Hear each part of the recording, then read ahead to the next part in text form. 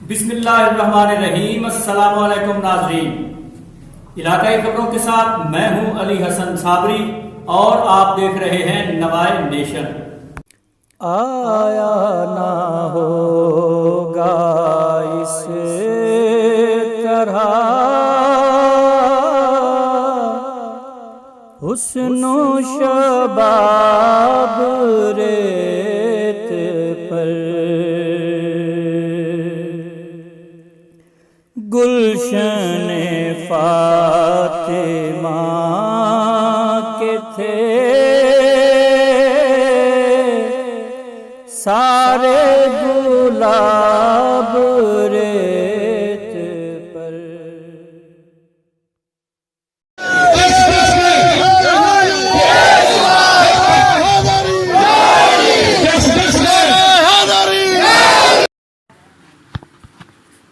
خبروں کے سلسلہ کو آگے بڑھاتے ہوئے بات کریں گے مامو کنجن کی، جہاں جلوس کے سیکورٹی رضاکاروں کے خلاف ناجائز اسلحہ کے مقدمات کے خلاف کلمہ چوک میں اہل تشیع کا دھرنا جاری ہے۔